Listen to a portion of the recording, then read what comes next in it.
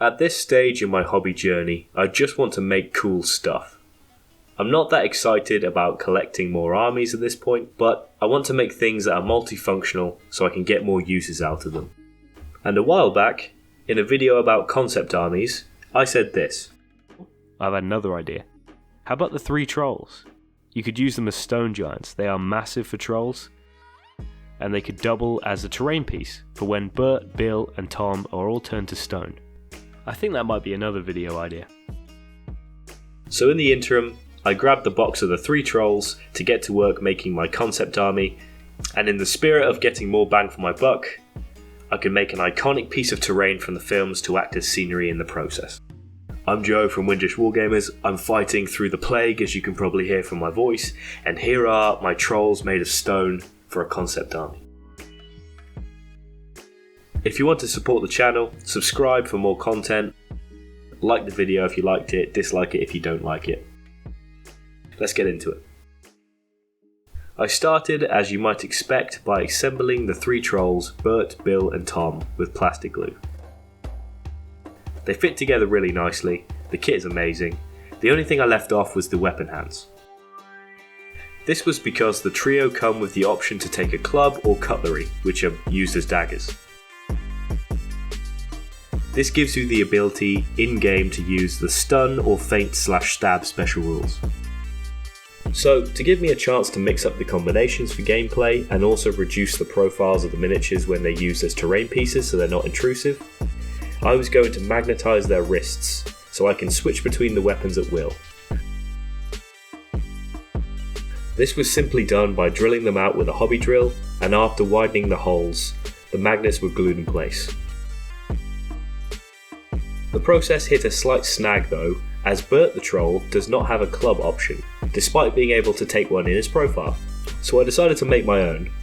First, I would need a hand, so I utilised a spare one from the Mordor Troll set. The only issue was that the Mordor Troll has 2 fingers and a thumb, whereas Bert has the mighty 3 fingers and a thumb.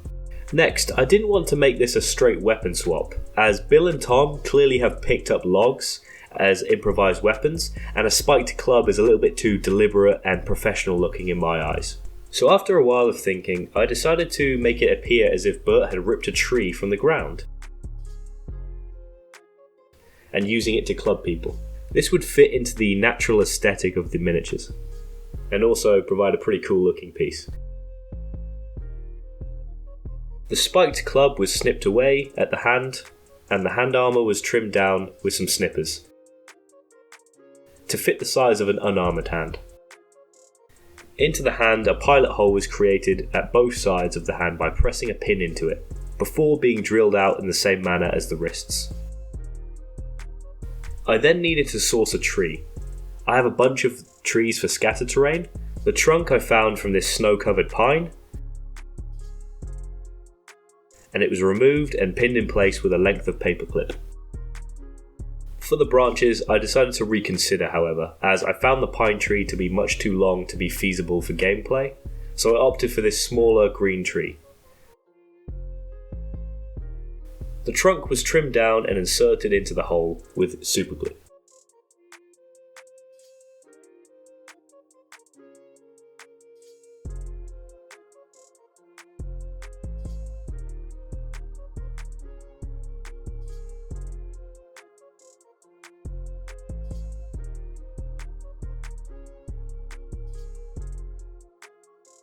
When the glue was dry, I was able to sculpt the missing finger and bulk out the upper trunk to more closely resemble the trunk below the hand.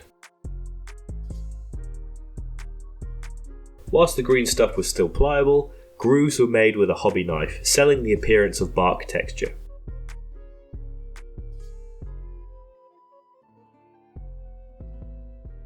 Green stuff was also employed to make the root systems. Rolling the putty into thin sausages, they were sprawled across the bottom of the tree. This was important as the existing roots on the trunk are a bit too two-dimensional. I was able then to leave the green stuff to cure, and whilst it was curing I could start work on the rock texture for the troll skin. Now troll skin is hard and dry, but it wouldn't fully sell to the eye as rock unless some additions were made. The textures I used were Martian Iron Crust by Citadel and Vallejo Earth Texture, but you can use any texture or crackle paint you like.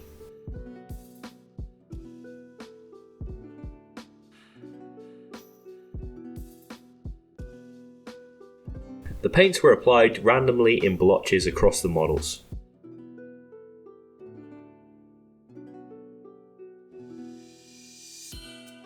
It's important not to cover up too much detail as they still need to read as trolls.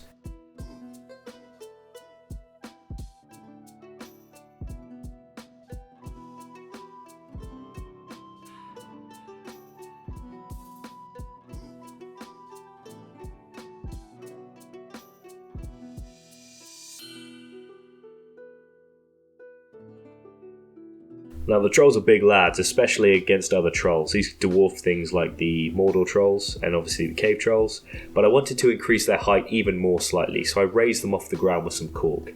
This was to maybe sell them as if they're the similar size as, say, the stone giants from the Battle for Middle-earth 2 series.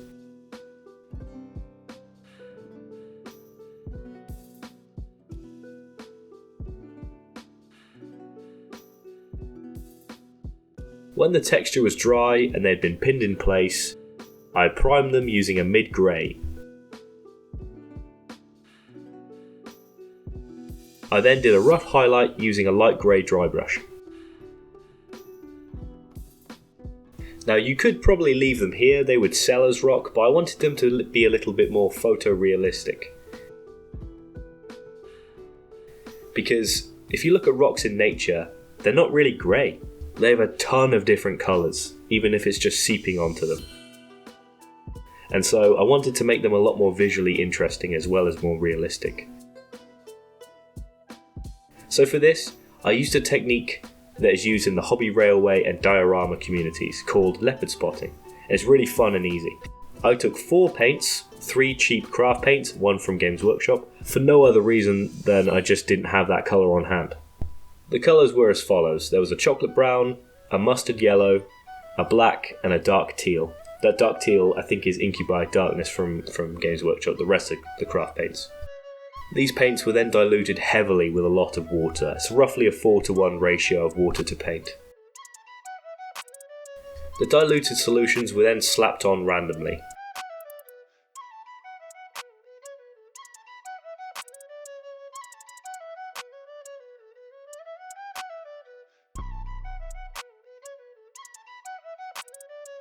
You don't have to worry about them running into one another. Colours running into one another helps sell the effect, so you can be as messy as you like. As I say, it's really quick and easy. Just remember to wick away any obvious pooling with your brush. That helps make it look more natural.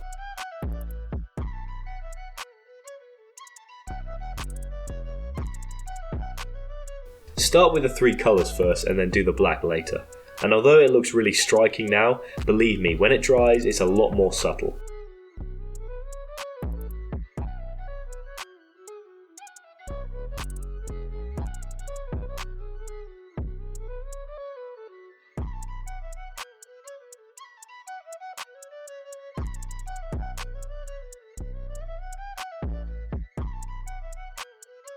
As you can see, it's not overpowering at all, but we need to blend all these colours together. That's what the black is for. So you apply an all-over wash of the watered down black solution.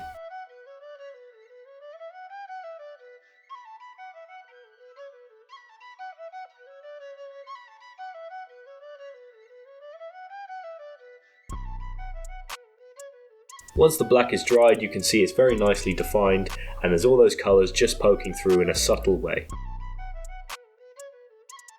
The only thing I did after that was to dry brush the face and the hands and anywhere I wanted to draw attention to, really.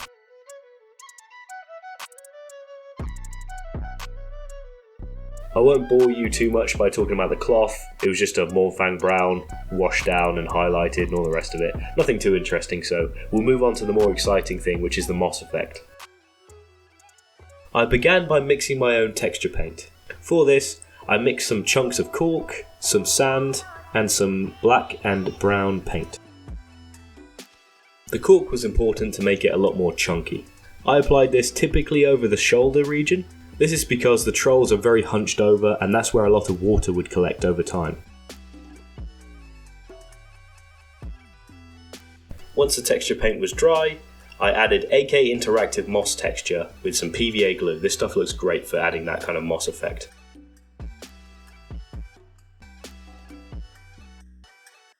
The last step was to blend between the stone and the moss texture using some dirty down moss effect.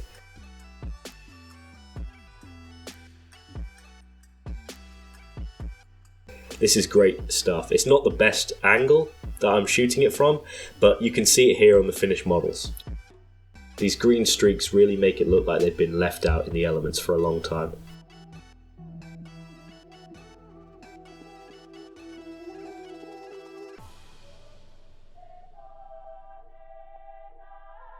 With the models complete for gameplay, I would need a place to display them. For this, I used a piece of 3mm MDF. Using a Sharpie, I drew around their 60mm bases, opting to leave space in between for miniatures to run through if they wanted. In the centre of the circles, I then glued a magnet in place. This would hold the trolls later on, as I could put corresponding magnets underneath the bases.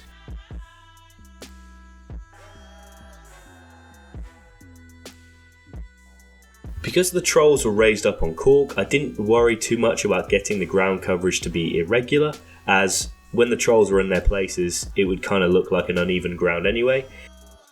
But I did glue a tree in place at the back. This was a similar kind to the one Bert had ripped up.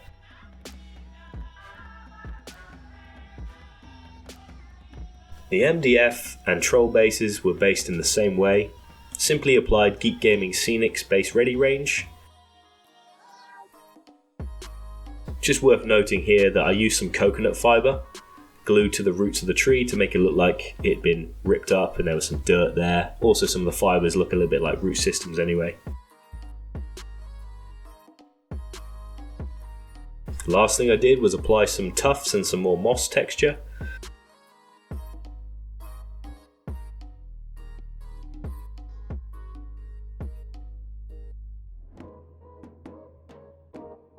To finish up the project, the base rims were all painted Mornfang brown.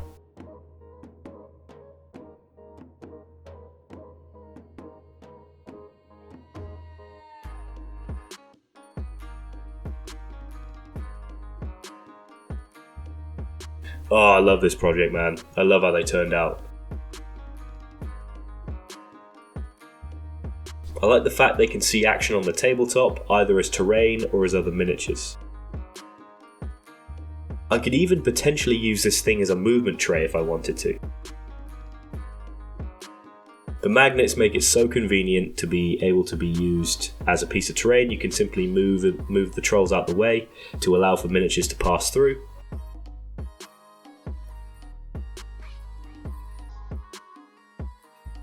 At the time of writing this script, I'm going to be playing with these lads next week and I can't wait. It's going to be brilliant.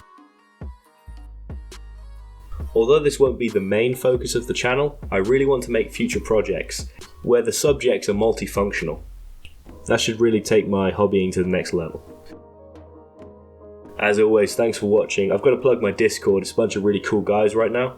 And if you want to jump in, show your work in progress pics, get some opinions, get some feedback, get some help. There's a bunch of really cool, supportive lads in there right now and they're all really talented. So feel free to follow the link or reach out to me with your Discord name and I can probably add you to the group. If you'd like to send a tip my way, feel free to check out the Buy Me a Coffee link. It's not a subscription service, but it really helps out. Also, remember to like, share and subscribe. Also click the bell notification because I upload fairly regularly. Let me know what you think of these in the comments below, and also let me know if you've got any ideas for videos you'd like to see me cover. Thanks for watching. With any luck, I'll catch you in the next one. See ya.